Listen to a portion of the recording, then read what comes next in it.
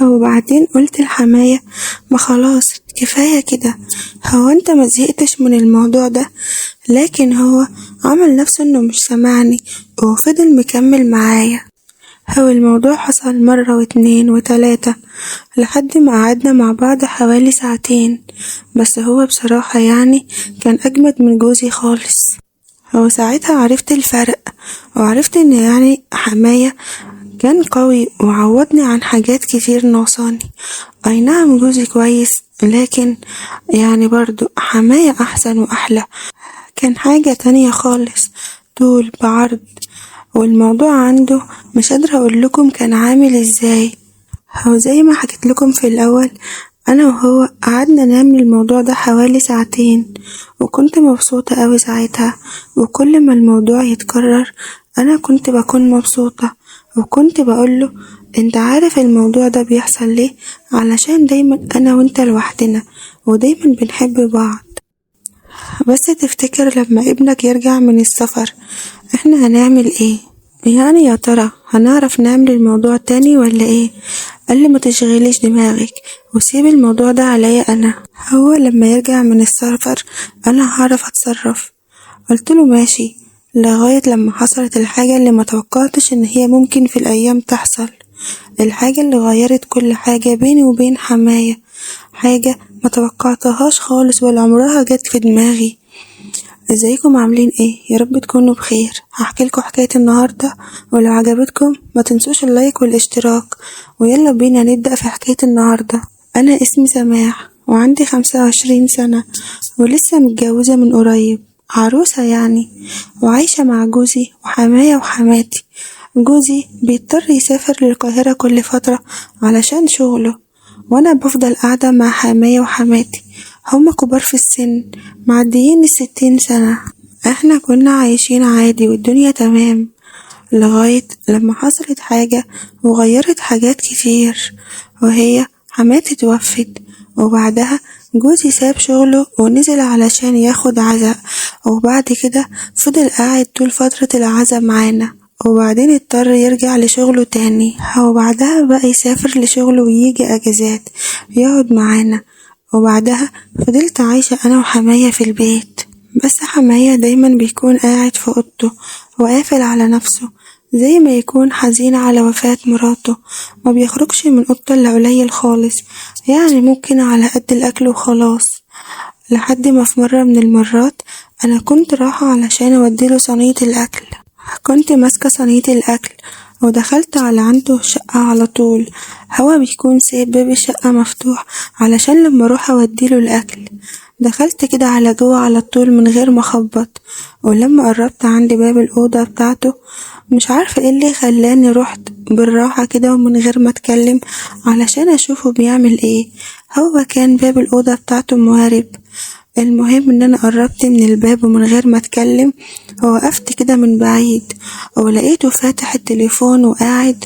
وبصراحة انا شفت منظر كان غريب، وبقيت مش مصدقة وبقول معقول حماية عنده الموضوع بالشكل ده؟ ما كنتش مصدقة عينيا خالص. هو انا من كتر ما كنت يعني مش مصدقة، صينية الاكل كانت هتقع مني، او الاطباق كده اتكركبت على بعض وعملت صوت. وساعتها هو خد بالي ان انا واقفة وبتفرج، ولقيته اتخض واتنفض كده وقام من مكانه وبقى يعدل هدومه ويقولي: انت ازاي تدخلي الشقة من غير ما تخبطي او تستأذني؟ انت ايه اللي جابك هنا في الوقت ده؟ هو كان متضايق جدا وكان منفعل وبيزعق. انا قلت له: حقك عليا، انا ما كنتش اعرف ان انت يعني واخد راحتك شوية، وما كانش قصدي، وكنت جايبالك الاكل. وسبت صينية الأكل ونزلت على شقتي على طول، بس كنت مصدومة من اللي شفته، ما كنتش مصدقة عينيا خالص، وكنت مصدومة ومش عارفة ازاي ده حصل. ومسكت تليفوني وقلت ارن على جوزي، لكن ما كنتش عارفة هرن عليه واقوله ايه. المهم ان انا رنيت عليه ولقيته مشغول ومعرفش ان هو يرد عليا، بس انا كنت عايزة ارن عليه واقوله اي حاجة واتكلم معاه، لكن علشان كان مشغول طبعا ومعرفش يرد عليا. وانا فضلت قاعدة حوالي 10 دقايق وما كنتش عارفة افكر وعمالة افكر في الموضوع اللي انا شفته وبس. وبعد حوالي 10 دقايق من التفكير لقيت حماية نازل وجاي عليا وبيقولي معلش يا بنتي حقك عليا، انا مش قصدي اعلي صوت عليكي ولا اي حاجة خالص، بس انت فاهمة يعني انا مراتي توفت وانا عايش لوحدي، واكيد يعني انت فاهمة وحاسة يعني بيا، وانا بقيت عايش لوحدي ولا ليا ست ولا ليا اي واحد، وما كانش قدامي حل تاني، واللي اتفرض عليا ان انا اتفرج على التليفون، وما كانش قدامي غير كده. رديت عليه وقلت له انا فاهمة يا حماية فاهمة، وانت يعني مش مطلوب منك انك تبرر اي حاجة، انا فاهماك وحاسة بيك، هو ده بيتك وانت حر تعمل اللي انت عايزه، وانا يعني اعتبرت ان انا ما شفتش اي حاجة، وانت يعني انت حر. وحسيت ان هو زي ما يكون اتبسط ان انا فهمت وعرفت هو بيعمل كده ليه، وبعدين خد بعضه وطلع على فوق، وانا فضلت قاعدة، لكن انا كنت متضايقة وما كنتش عارفة اعمل ايه، لكن عديت الموضوع وما بقيتش افكر فيه، والموضوع خلص وانتهى. وبقيت كل مرة اجي اطلع له فيها صينية الاكل ارن عليه الاول واقول له ان انا جايباله صينية الاكل وطالعة، لحد ما عدى على الموضوع ده فترة، كانوا تقريبا حوالي 3 شهور، وفي ال3 شهور دول جوزي منزلش اجازة من شغله ولا مرة، وانا بصراحة كنت متضايقة وكنت حاسة بحرمان وحاسة ان انا يعني محرومة من الموضوع ده، لدرجة ان انا كنت بطلب منه العلاقة بتاعتي في التليفون، وكنت متضايقة لغاية لما عرفت ان هو ناوي يتجوز واحدة من القاهرة. طبعا اتصدمت واتضايقت جدا وبقيت زعلانة وبقول طب انا قصرت معاه في ايه، طب انا ذنبي ايه ان هو مش عارف يجي ومش عارف يعمل معايا الموضوع ده، ليه يتجوز واحدة تانية وانا هعمل ايه؟ وفضلت متضايقة جدا، لكن قلت لا، زي ما هو شاف نفسه وعاش حياته واتجوز عليا، انا كمان لازم اشوف حياتي. اي نعم عارفة ان انا مش هينفع اتجوز، لكن قلت لازم ان انا اعوض نفسي عن الحرمان اللي انا حاسة بيه ده، لازم اعمل زي ما الستات اللي محرومة من العلاقة ما بتعمل. وفعلا بقيت كل يوم بعد ما اخلص شغلي ادخل على اوضتي وامسك تليفوني واقفل على نفسي وعاينة من الموضوع ده مع نفسي، وبقيت اتفرج على افلام وبتفرج بشكل مش طبيعي، واحد والتاني والتالت، لغاية لما الموضوع اتطور معايا وبقيت بكلم رجالة تانية. معقول ان الموضوع اتطور معايا بالشكل ده؟ ازاي انا وصلت للمستوى ده؟ كنت مستغربة نفسي جدا، وفضلت اعمل الموضوع ده كل يوم بعد لما اخلص شغل البيت، لغاية ما في مرة من المرات دخلت اوضتي وعملت زي ما بعمل كل مرة، لكن المرة دي نسيت ان اقفل باب الأوضة بالمفتاح، يعني الباب كان مردود بس كده مش مقفول. وطبعا الوقت ده كنا في الشتاء، وطبعا الهوا وأقل حاجة تفتح الباب، ولغاية ما كان حماية نازل المطبخ علشان يشرب، والمطبخ عندي قدام باب الأوضة بالظبط، وطبعا جه شوية هوا وفتحوا الباب، وحماية كان رايح علشان يشرب، والباب اتفتح وشافني وانا كنت واخدة راحتي على الآخر، وانا كل ده ومش واخدة بالي ان هو في المطبخ.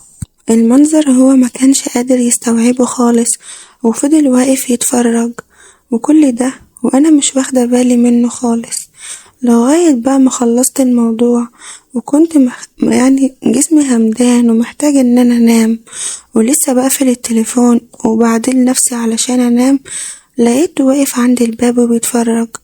ومش هو بس اللي واقف، ده المواضيع كمان عنده مقدرش اقولكم كانت عاملة ازاي، كانت بشكل غريب، اول مرة في حياتي اشوف كده. بصراحة انا كنت مصدومة قوي، وهو كمان، بس لقيته بيقولي حقك عليا، انا ما كانش قصدي، بس انا كنت رايح علشان اشرب ولقيتك بتعملي الموضوع ده، وجيت علشان اقولك ان انا ما كنتش متوقع ان انت المواضيع عندك حلوة قوي كده. انا بصراحة عايزة اقولك ان انت يعني جميلة وزي القمر كمان. وكان بيتكلم معايا وكان جريء جدا، انا ما كنتش عارفة ارد واقول له ايه، قمت بسرعة وغطيت نفسي كده بالهدوم وقلت له لو سمحت ممكن تطلع فوق وتسيبني لوحدي. وفعلا خد بعضه وطلع على فوق، وأنا فضلت قاعدة ومتضايقة من نفسي ومصدومة ومش عارفة أعمل إيه، ومش عارفة أنا إزاي وصلت للمرحلة دي. وبقيت قاعدة أفكر وأنا أقول مش فاهمة ليه أنا عملت كده.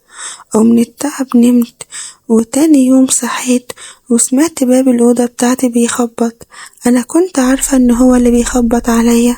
قمت وفتحت باب الأوضة ولقيت حماية بيقولي هو أنا ممكن أتكلم معاكي شوية؟ قلتله طبعا اتفضل. ودخل ولقيته بيقولي أنا عارف يا بنتي إن انت متضايقة إن جوزك هيتجوز عليكي، وانت حقك تتضايقي وتزعلي لأن هو مفكرش غير في نفسه وبس، وإن انت محرومة منه داخلنا هوت في 4 شهور، وإن انت يعني بتكوني محتاجة لجوزك زي ما أي ست بتحتاج لجوزها، وده حقك، فما تقلقيش من أي حاجة. وأنا مش هحكي أي حاجة من اللي شفتها امبارح، وانت حرة في نفسك. انت مهما كان ليكي احتياجات وليكي متطلبات، وأنا عارف ده وعارف إن هو مقصر معاكي. وقتها لقيت نفسي اتبسطت جدا من كلامه وكنت فرحانة بكلامه، ولقيت نفسي مرة واحدة اترميت في حضنه. ومش بس كده، لقيت ايديا عمالة تتحرك في كل حتة ومعرفش ازاي. ايديا كانت بتتحرك على المواضيع عنده،